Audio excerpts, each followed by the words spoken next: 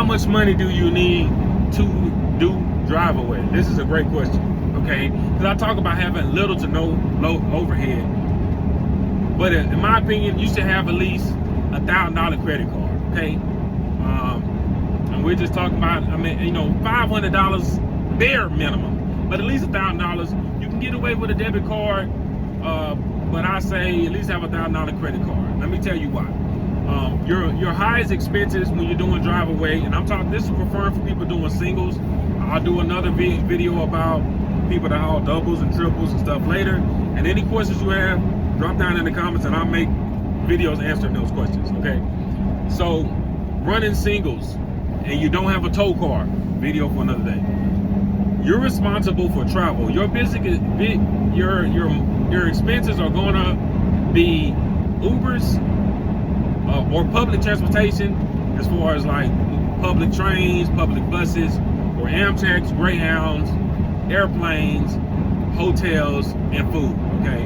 If you want to put food in there. So those are the things that you have to be accounted for. I like to go from metro area to metro area that I know I can get out of easily. I'm going from San Antonio to Denver, I may be going from Denver to Dallas, or Denver to Phoenix, Phoenix to Los Angeles. You know, I like traveling in these metro areas, or even if I'm going somewhere like a Louisville, Kentucky, or something, I like to have a load coming out of that region. Maybe I have to get a rental car to drive 4 hours away or 2 hours away to get to my next load. So your main thing, because you do have dispatchers, but there's no forced dispatch. You can run from multiple companies at a time, which I do, but you have to sit down, plan, map it out. Where are you going? And how are you going to get out of there? How are you going to get to your next load? Have a plan B.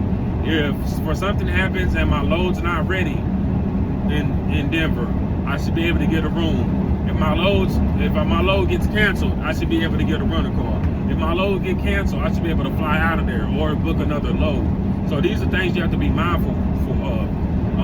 Do I mind deadheading to my next load? Do not take loads just because they're paying you $1,300 going to North Dakota and you don't have a way to get out of there. Now you spent $500 or $600 getting to your next load. So now that's chewing all into your profits. It's about planning.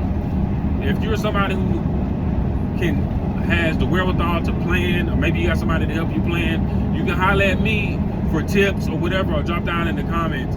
But I'll share with you the best things that I personally do and what saves me a lot of money while I'm on the road. But I say have you at least $1,000 on stand.